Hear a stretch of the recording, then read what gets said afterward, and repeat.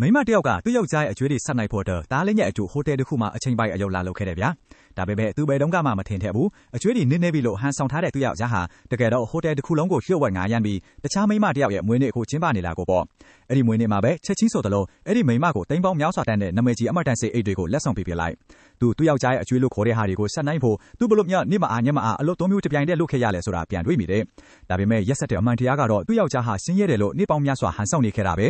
ဒီအမှန်တရားကိုသိလိုက်ရတော့မိမဖြစ်သူဟာလုံးပါကိုပျက်စီးသွားခဲ့ပြီးသူမဟာသူ့မိဘတွေနဲ့အဆက်အသွယ်ဖြတ်ပြီးအိမ်ကနေထွက်ပြေးခဲ့တာအဲ့ဒီဆင်းရဲတဲ့ယောက်ျားကိုပဲယူဖို့အတွက်အိမ်ထောင်ချပြီးနောက်ပိုင်းမှာလဲသူကအမြဲတမ်းပိတ်ဆန်တိုက်ကိုချွေတာတယ်ဒါလေးရဲ့အကြောင်းစီရဲ့အတွက်ဆိုပြီးအလို့သုံးခုတပြိုင်တည်းတောင်လုပ်ခဲ့ရတယ်ဒါပေမဲ့သူ့ယောက်ျားကတော့အဲ့ရအတွက်တပြားတစ်ချက်မှမဆိုင်ထုတ်ခဲ့ဘူးအကျွေးကြောင့်ထောင်ချတဲ့ဆိုတဲ့သတင်းကိုကြားတော့လဲသူ့ကိုကယ်ထုတ်ဖို့အတွက်အရာရာကိုဆွတ်လွတ်ထဲတာဒါပေမဲ့ဒါလေးအလုံးကလည်းသူ့ရဟန်ဆောင်မှုတစ်စိတ်တစ်ပိုင်းမှာပဲအခုတော့ဟိုတယ်မှာအလုပ်လုပ်နေတော့မှပဲသူ့ယောက်ျားကတခြားမိမတစ်ယောက်နဲ့ကလေးတစ်ယောက်ရဲ့မွေးနေ့ကိုကျင်းပနေတာကိုမြင်လိုက်ရတယ်အဲ့ဒီမှာပဲသူမမထင်မှတ်ထားတဲ့အမှန်တရားတစ်ခုကိုခိုးနှားထောင်မိလိုက်တာကသူ့ယောက်ျားဟာဒီငါးပွင့်ဆိုင်ဟိုတယ်ကပိုင်ရှင်ဖြစ်နေပြီးချမ်းသာတဲ့မိသားစုရဲ့အမွေခံထားလည်းဖြစ်နေတယ်ဆိုတာပဲဒီအမှန်တရားကိုသိလိုက်တော့သူအံ့တော်တုန်လှုပ်သွားပြီးသူ့နှလုံးသားကကြေကွဲသွားခဲ့တယ်ဒါနဲ့သူစက်မြင်လိုက်ရတာကသူ့ယောက်ျားဟာတခြားကလေးကိုတိမ်ပေါင်းများစွာတန်းတဲ့အိတ်တလုံးချက်ချင်းလက်ဆောင်ပေးပြီးသူ့သားအရင်ကိုကြတော့လက်လက်ပတ်ပြီးဆင်းရလို့ဒါပဲတတ်နိုင်တယ်ဆိုပြီးတပတ်ရေချောင်းအိတ်တလုံးပဲပေးတာကိုပါပဲဒါလေးကသူ့အဖေကိုဝတ်စုံပေးနေမြင်လိုက်ရတော့အမေဒါအဖေလားလို့မေးခဲ့တယ်မိခင်သူကတော့ဘာမှမတတ်နိုင်ပဲအဖေကညာပိုင်းအလုပ်ဆင်းနေတာလို့လိန်ပြောခဲ့ရတယ်ဒါပေမဲ့အဲ့ဒီအချိန်မှာပဲ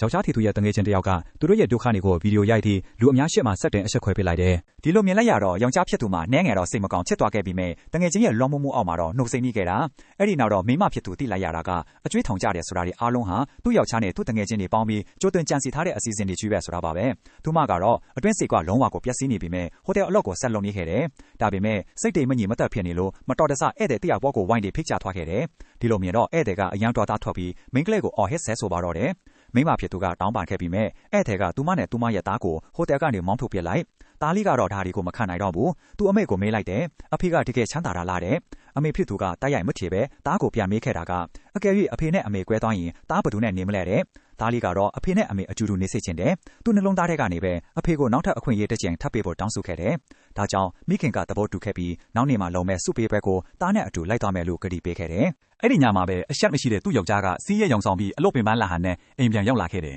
ဒါပေမဲ့ဒီတစ်ခါတော့ဇနီးဖြစ်သူကအရာရာကိုထိပြီးသားဒါတောင်သူသားလေးကြောင့်သူကနှုတ်ဆက်နေခဲ့တာနောက်တနေ့မှာတော့သားလေးကအဖေလည်းကတိပေးထားလို့စုပေးပွဲကိုလာလိမ့်မယ်ဆိုပြီးစစ်လူရှာနေခဲ့တာဒါပေမဲ့ယောက်ျားဖြစ်သူကတော့ပေါ်မလာခဲ့ဘူးမိခင်ဖြစ်သူလေသားကိုခေါ်သွားရတော့တာပေါ့အဲ့ဒီမှာပဲသူတို့မြင်လိုက်ရတာကယောက်ျားဖြစ်သူဟာတခြားမိန်းမနဲ့သူ့ကလေးနဲ့အတူစုပေးပွဲမှာထိုင်နေတာကိုပါပဲသားလေးကသူ့အဖေကတခြားကလေးရဲ့အုတ်ထင်းသူအနေနဲ့တက်ရောက်နေတာကိုမြင်လိုက်ရတော့သူ့နှလုံးသားကကြေမွားသွားခဲ့တယ်သူစုလက်ခံယူဖို့ငင်းဆန်ခဲ့ပြီးအမေကိုပြောခဲ့တာကအဖေကိုဘဲတော့မှမတွေ့ချင်တော့တဲ့နေရာကိုခေါ်သွားပါတော့တယ်ကဲနောက်ထပ်ဘာတွေဆက်ဖြစ်မလဲသိချင်ရင်ဒီဗီဒီယိုလေးကိုလိုက်လုပ်ခဲ့ပါ